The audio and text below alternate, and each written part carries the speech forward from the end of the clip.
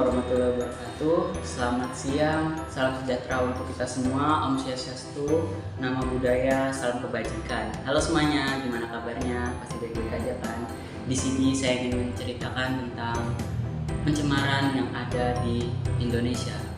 Di Indonesia itu banyak sekali sampah yang terdiri dari organik 60%, apalagi sampah di pusat pembelanjaan, contohnya seperti pasar. Kalian itu tahu nggak sih apa sampah itu? Jadi sampah itu adalah sisa dari kegiatan manusia. Sampah ini bisa berupa padat maupun cair. Nah, jadi sampah di Indonesia juga banyak terdapat sampah organik. Sampah ini juga sangat berdampak buruk bagi kita, contohnya membuat udara kotor, mengeluarkan aroma yang tidak sedap, dan juga sampah bisa menghasilkan gas metana yang dapat merusak lapisan ozon yang dapat menyebabkan terjadinya pemanasan global. Padahal lapisan ini berfungsi untuk menjaga suhu bumi agar tetap stabil dan melindungi bumi dari sinar ultraviolet atau UV ya teman-teman, yang berbahaya bagi kehidupan di dalam bumi. Jadi di sini saya akan memberitahukan cara mendaur ulang sampah organik menjadi lebih bermanfaat menjadi cairan sejuta manfaat atau yang disebut ekoenzim.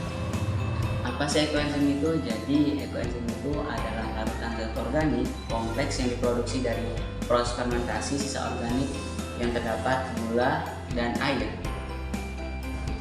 Jadi ekoenzim ini pertama kali dikembangkan oleh Dr. Rasukan Phongphaphong dari Thailand yang melakukan penelitian dari 1980 yang disebarluaskan oleh Dr. John On dari Malaysia. Nah, tadi kan sudah nih arti dari apa itu ekoenzim. Sekarang saya akan memberitahu komposisi yang ada di ekoenzim untuk teman-teman semua agar bisa siapa yang mau buat gitu. Jadi yang pertama itu molase atau gula. Nah, di sini menggunakan komposisi 1, sisa buah dan sayuran atau kulit buah juga bisa. Itu menggunakan komposisinya 3. Dan yang ketiga itu ada air, itu komposisinya 10. Jadi perbandingannya itu 1:3 dan banding 10. Sekarang saya akan memberitahu bagaimana cara proses pembuatan ekoenzim ini. Pertama itu kita kumpulkan dulu sisa sayuran dan kulit buah yang masih segar teman-teman. Terus itu dipotong kecil-kecil, kemudian dicuci, kemudian dicampurkan semua bahan dari molase, air, dan kulit buah dan sayuran tadi dengan perbandingan seperti tadi 1:3 banding 10 dan didiamkan hingga 3 bulan. Kenapa 3 bulan? Karena di Kalimantan tempat saya tinggal itu beriklim tropis, jadi tergantung dari iklim daerah tersebut.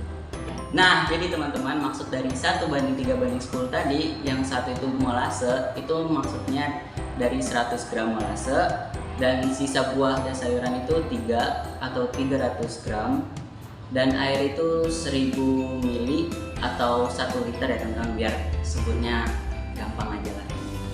Nah teman-teman, tadi kan sudah nih proses pembuatan ekoenzim. Sekarang saya akan memberitahu bagaimana ekoenzim ini dimanfaatkan. Sebenarnya ekoenzim ini banyak sekali manfaatnya teman-teman. Sampai saya aja kaget kenapa cairan ini tuh banyak sekali manfaatnya. Yang pertama itu ada manfaat untuk udara, air, dan tanah. Untuk udara itu sebagai filter udara. Untuk tanah itu bisa jadi pupuk, ampasnya ekoenzimnya teman-teman, bisa jadi pupuk untuk tanaman.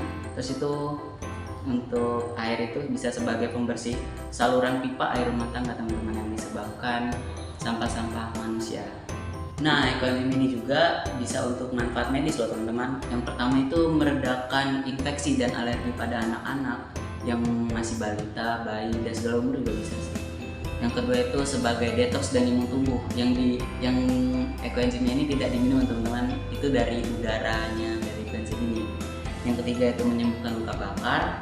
Yang keempat itu luka tergores. Nah, pasti teman-teman pernah kan main layangan gitu, terus ada benangnya nih kesayat, nah itu cepat-cepat pakai ekoenzim bisa langsung kering tuh teman-teman. Yang terus ada luka akibat penyakit, dan terakhir itu ada bisulan di mata teman-teman. Itu dia sekilas contoh dari beraneka manfaat ekoenzim. Sekarang kita balik lagi nih, manfaat ekoenzim untuk bumi kita tercinta. Asik, cinta nggak tuh? Nah ternyata teman-teman, pada proses fermentasi ekoenzim menghasilkan gas ozon yang berperan dalam melindungi bumi kita. Ozon ini seperti saya anggap kata ya, kalian punya rumah tapi atapnya ini bolong-bolong teman-teman. Bagaimana keadaan di situ? Pasti panas banget kan teman-teman. Nah, ozon ini berperan untuk seperti kayak menambal atap rumah itu kayak lemnya gitu teman-teman. Nah jadi kan keadaan di situ pasti dingin, tenang. Itu dia beberapa manfaat dari ekoenzim untuk lingkungan kita teman-teman. Nah jadi segala sesuatu yang kita lakukan pasti akan ada dampaknya teman-teman. Maka perhatikanlah apa yang kita lakukan, jangan sampai merusak bumi kita ya. Jalan-jalan beli es krim di tempat Bu Utami, manfaatkan ekoenzim untuk selamatkan bumi. Sampai jumpa teman-teman, terima kasih.